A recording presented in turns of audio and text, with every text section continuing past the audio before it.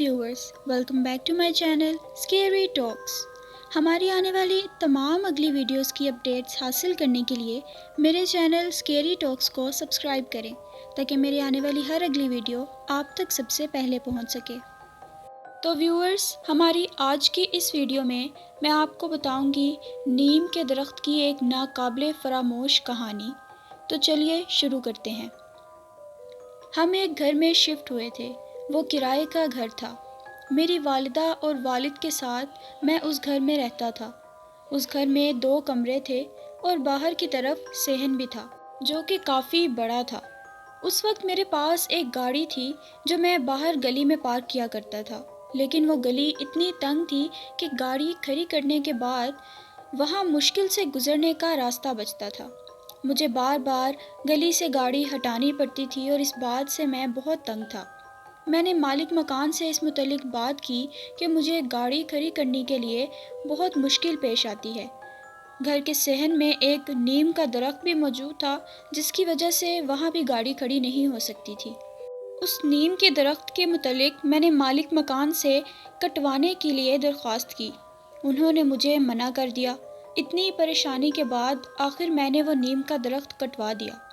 मुझे नहीं पता था कि उस दरख्त को कटवाने के बाद हमारी फैमिली के साथ क्या होने वाला था। उस दरख्त को कटवाने के फ़ौरन बाद ही मेरे वालिद बीमार हो गए। हमने उन्हें मुख्तलिफ डॉक्टर्स को दिखाया, लेकिन उनकी सेहत ठीक होने की बजाय मज़ीद ख़राब होती रही। इस बात से हम सब भी काफ़ी परेशान हो गए कि आखिर उनकी तबीयत को अचानक से क्या हो गया। वो इतना बीमार हो गए कि वो बेड पर आ गए। उनकी ये बीमारी काफ़ी अरसा तक रही और फिर उनका इंतकाल हो गया। हम अभी इसी गम में थे कि मेरी वालदा भी बीमार हो गईं। वो भी बिल्कुल वैसे ही बीमार हुईं जैसे वालिद साहब बीमार हुए थे। उनकी तबीयत भी दिन ब दिन बेहतर होने की बजाय ख़राब होती चली गई। बहुत से डॉक्टर्स को दिखाया, लेकिन कोई फ़र्क नहीं पड़ा। मालिक मकान और इर्द गिर्द के लोगों ने कहा कि जब से तुम लोगों ने ये दरख्त कटवाया है, तुम्हारे साथ ये सब मामलात हो रहे हैं। उन्होंने कहा कि जब तुम्हें इतने अरसे से ये परेशानी हो रही है तो तुम लोग ये घर छोड़ क्यों नहीं देते। हमने काफ़ी सोचने के बाद वो घर छोड़ दिया और करीबी ही इलाके में शिफ्ट हो गए, लेकिन मेरी वालदा की तबीयत में कोई बेहतरी नहीं आ रही थी और वो वैसे ही बीमार पड़ी थी। हमें किसी ने मशवरा दिया कि ये मर्ज़ डॉक्टरों का नहीं है, तुम लोग किसी इल्म वाले को दिखाओ। बहुत ढूंढने के बाद हमें एक बुज़ुर्ग मिले। मैं उनके पास अपनी वालदा को ले गया। उन्होंने मेरी वालदा को देखा और कहा कि तुम इन्हें वापस उसी घर में ले जाओ, वरना इनका बचना बहुत मुश्किल है। उनके कहने पे हम वापस उसी घर में शिफ्ट हो गए। वो घर अब तक आसेबी के नाम से मशहूर हो चुका था और ख़ाली पड़ा था। कोई भी उसको किराए पर लेने के लिए तैयार नहीं था। इस मामलात से परेशान होते हुए उस मालिक मकान ने हमें आसानी से वह घर दोबारा से किराए पर दे दिया। शिफ्टिंग के बाद भी वालदा की तबीयत में बेहतरी ना आई और वो अब बेड से लग गई थी।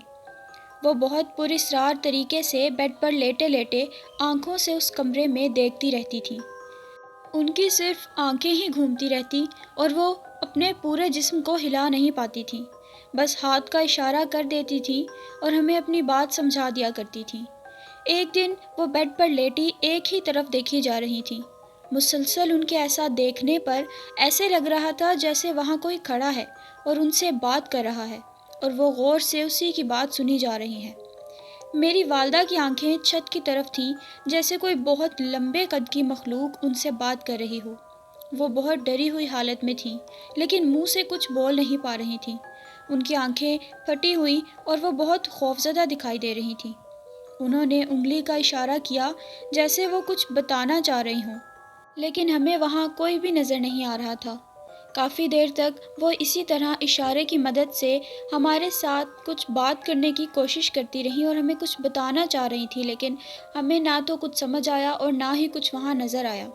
उनकी ये हालत देखकर मैं भी बहुत खौफज़दा हो गया। उन्होंने हाथ के इशारे से कॉपी और पेन लाने का कहा।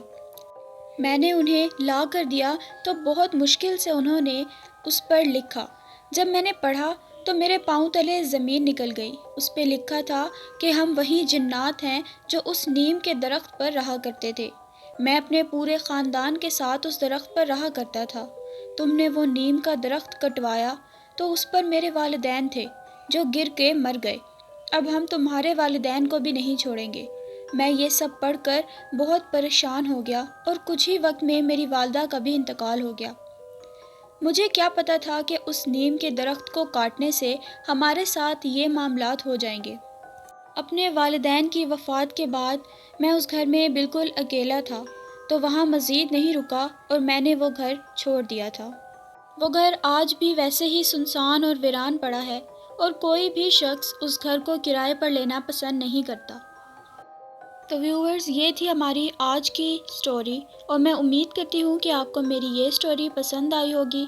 اگر پسند آئی ہے تو میری ویڈیو کو لائک کریں، شیئر کریں اور اسے سبسکرائب کریں میرے چینل کو مزید ایسی ہارر سٹوریز سننے کے لیے۔